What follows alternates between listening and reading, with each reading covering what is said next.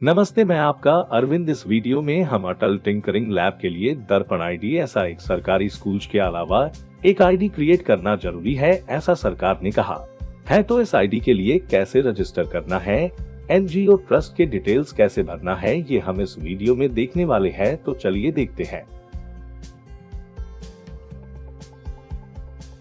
तो सबसे पहले गूगल में जाकर दर्पण आईडी सर्च कीजिए। एनजीओ दर्पण ऐसा एक पेज ओपन होगा। उस वेबसाइट पर क्लिक करोगे तो उसमें लॉगिन या रजिस्टर ऐसा ऑप्शन होगा। उस पर क्लिक करोगे तो आपके डिटेल्स फिल करना होगा। वहां पर साइन अप ऐसा एक पेज होगा। वहां पर आपके एनजीओ का नाम, mobile number, email ID and then captcha code. इसे एंटर करने के बाद आपको ऑटोमेटिकली दूसरे पेज पर जाएगा। उस पेज में आपका pan number, NGO pan number pan card में जैसा है वैसे ही पैन होल्डर का नाम, ये सब कुछ टाइप करना होगा। उसके बाद मोबाइल नंबर, ईमेल आईडी। अब ये क्यों चाहिए? अगर देखें तो इस मोबाइल नंबर पर एक ओटीपी आएगा और ईमेल पर एक ओटीपी आएगा। ज्यादातर समय ये ओटीपी करेक्टली आ जाता है, लेकिन अगर आपके मोबाइल नंबर पर और ईमेल पर ओटीपी नहीं आया तो दूसरा मोबाइल नंबर और दूसरा ईमेल देकर फिर से कोशिश कीजिए।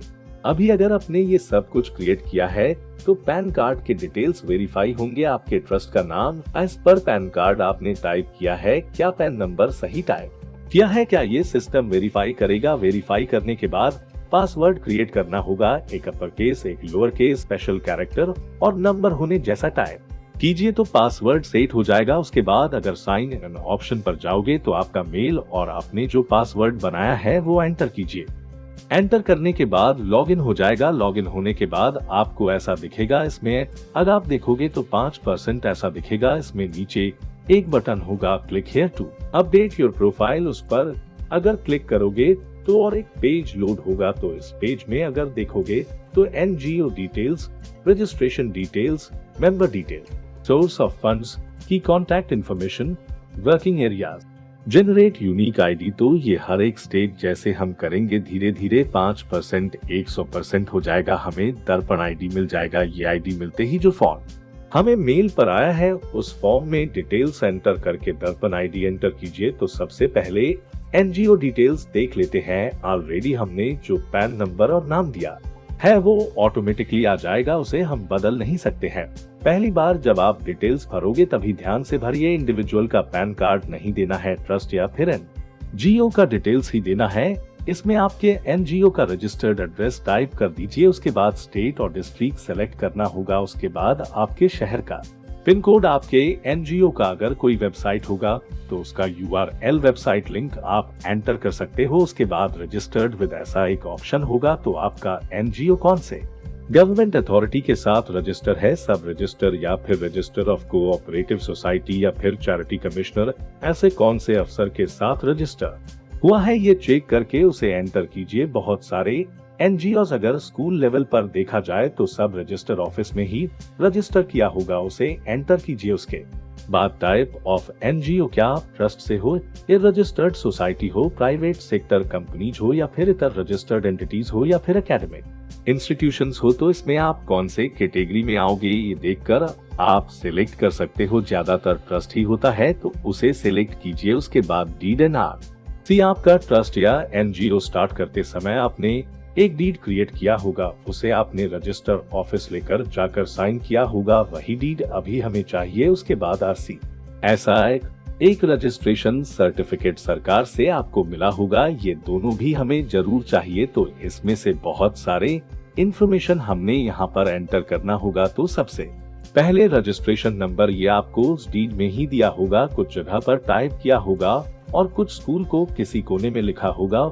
उसी तरह आप कौन से गवर्नमेंट एक्ट के हिसाब से आप ये ट्रस्ट रन कर रहे हो ये भी उस डीड में होगा। ये डिटेल्स अगर आप डीड को अच्छी तरह से पढ़ोगे तो मिल जाएगा। उसके बाद अपलोड RCSI ऑप्शन होगा। अब इस RC और डीड को एक PDF में बनाकर, ये 1 या 2 MB तक ही होना चाहिए, उसे तैयार करके आप अपलोड कर सकते हो।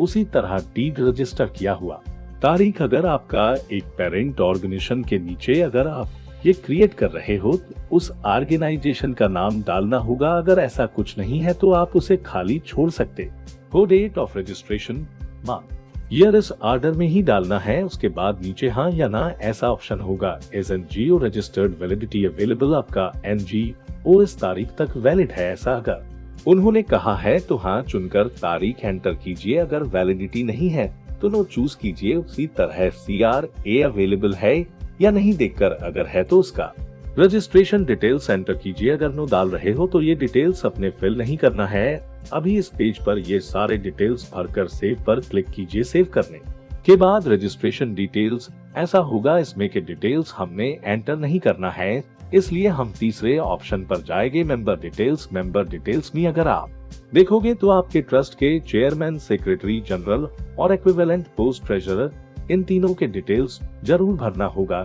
कुछ समय इनके डिटेल्स अगर एक्सेप्ट नहीं हो रहा है तो आप दूसरे मेंबर्स के डिटेल्स ऐड कर सकते हो, लेकिन आपको नंबर मिलने के बाद आप ऐड मेंबर्स चूज करके उनके डिटेल्स आप बाद में ऐड कर सकते हो। तो अभी इसके लिए मिनिमम 3 मेंबर्स के डिटेल्स चाहिए, उनका आधार, पैन कार्ड, सभी डिटेल्स चाहिए। उसी समय उनके पैन में या फिर आधार में अगर अलग अलग स्पेलिंग है तो रिजेक्ट होगा, क्योंकि इस सिस्टम में आपने एंटर करते ही पैन कार्ड का डाटाबेस और आधार का डाटाबेस मैच होगा और फिर वेरीफाई होगा, और कुछ लोगों को वो वेरीफाई नहीं होगा। इसलिए ज्यादातर 5 या 6 लोगों का डिटेल्स होना आवश्यक है। ये तैयार करके आप ऐड मेंबर्स क्लिक करके इससे भरिए। अभी अगर हम ऐड मेंबर्स पर क्लिक करेंगे तो कौन कौन से फील्ड्स आएंगे ये हम देखते हैं। तो सबसे पहले member name, as per official document PAN card या फिर आधार कार्ड पर जो नाम है वही टाइप कीजिए। Male, female, others, date of birth, designation. अब यहाँ पर अगर डेजिग्नेशन देखें तो बहुत सारे ऑप्शन हैं,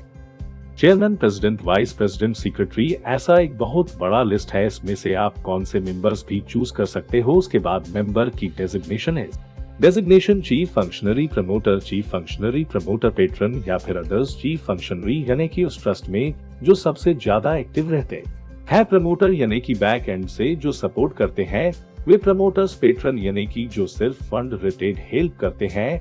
अगर इन किसी भी कैटेगरी में वे अगर नहीं आते हैं तो अदर्स चूज कीजिए। उसके बाद पैन कार्ड में उनका नाम जैसा है वैसे ही टाइप कीजिए, उनका पैन नंबर आधार में जैसा है वैसे ही नाम, आधार नंबर, और उसके बाद उनका आधार, रजिस्टर्ड मोबाइल नंबर, ईमेल और कब से वे इस ट्रस्ट में या NGO में बहुत मुख्य मेंबर है। ये सारे डिटेल्स करके सेव चेंजेस पर क्लिक कीजिए तो मेंबर ऐड हो जाएंगे। कुछ समय में ये मोबाइल नंबर या फिर आधार नंबर मैच नहीं हुआ तो रिजेक्टेड ऐसा स्क्रीन पर दिखेगा। आपको कोई और मेंबर ऐड करना होगा। और ये वर्क इन हॉर्स में वे वेबसाइट थोड़ा बिजी होता है, इसलिए आप बिफोर या आफ्टर वर्क इन टाइम ये प्रोसेस कीजिए, यानी कि 9 से 5 ये समय छोड़कर सुबह में या फिर रात में अगर कोशिश करोगे तो ये काम बहुत जल्द होगा। तो इस तरह अपने 3 मेंबर ऐड करना होगा, उसे ज्यादा भी आप मेंबर ऐड कर सकते हो। अगर ये हो चुका है तो सोर्स ऑफ फंड, आपको अगर इंटरनेशनल फंड्स या फिर किसी ऑर्गेनाइजेशन से फंड प्राप्त अगर हो रहा है तो यहाँ पर फिल कीजिए। अगर ऐसा है तो click here to add source of fund click करके एक फाइनेंशियल ईयर चूज करके, अगर आपको कोई फंड नहीं मिला है तो नो ऐसा चूज कीजिए। कमेंट में एक वाक्य टाइप कीजिए, सेव चेंजेस पर क्लिक कीजिए। इसी तरह सारे फाइनेंशियल ईयर के लिए कीजिए। इसके बाद अगला स्टेप की contact information, first name, last name, middle name, mobile number, alternate mobile number, email ID, ये सब कुछ अपने फर्स्ट NGO के डिटेल्स जो अपने दिए थे वो ऑटोमेटिकली आधा फिल हो जाएगा, उसे आप बदल नहीं सकते। बाकी की जानकारी आप भर सकते हो। ये सब कुछ प्रिंसिपल के डिटेल्स या फिर कॉरेस्पोंडेंट के डिटेल्स, किसी के भी डिटेल्स आप फिल कर सकते हो। NGO में चेयरमैन या फिर हेड जो है, मोस्टली यहाँ पर प्रिंसिपल के डिटेल्स ही दीजिए क्योंकि वही स्कूल में होंगे। उसके बाद वर्किंग एरिया, NGO में कौन से बेस्ट प्रैक्टिस आप कर रहे हो, कौन कौन से बातें आप कर रहे हो, अटल के अलावा आप कौन कौन से कार्य कर रहे हो। 5 से 6 वाक्य में दोनों बॉक्स में टाइप कीजिए और सेव कर दीजिए।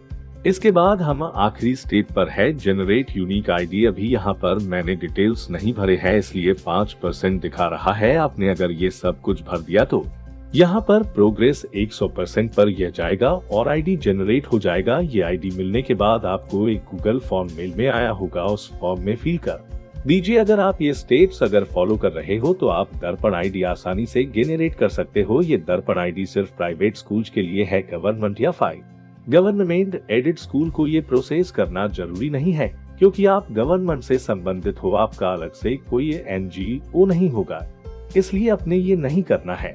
प्राइवेट स्कूल्स ने ये जरूर करना है। अगर एडेड स्कूल हो या सेल्फ फाइनेंस स्कूल है तो भी आपने ये करना होगा। आपके पास ट्रस्ट या फिर NGO जरूर होगा। वो सारे डिटेल्स अगर आपने निकाल कर रखा है तो ये हम बहुत ही आसानी से कर सकते हैं और हाफ डे में ये काम हम कर सकते हैं। अगर आपको इसमें मदद चाहिए तो हमारे ऑफिशियल कॉन्टेक्ट नंबर पर आप मैसेज या कॉल कर सकते हो। आपको जो मदद और सपोर्ट चाहिए वो हम आपको देंगे। उसके बाद ये दर्पण ID सबमिट करोगे तभी आपको फंड्स मिलेंगे। हमें ऑलरेडी पता नहीं, कोविड की वजह से ऑलरेडी बहुत डिले हो चुका है। सबसे आखिरी फंड उन्होंने फरवरी मार्च उस फाइनेंशियल ईयर एंड में बहुत सारे स्कूल्स को फंड्स मिले थे, लेकिन ये दर्पण ID इस फाइनेंशियल ईयर से उन्होंने कंपलसरी बोला है क्योंकि सरकारी फंड्स प्राइवेट गवर्नमेंट एंटिटीज को मिल रहा है। इसलिए ये प्राइवेट बॉडीज फंड्स को किस तरह इस्तेमाल कर रहे हैं ये वो मॉनिटर कर रहे हैं, इसलिए ये हमने जरूर करना होगा। इसके अलावा और भी अपडेट्स हैं हमारे अगले वीडियो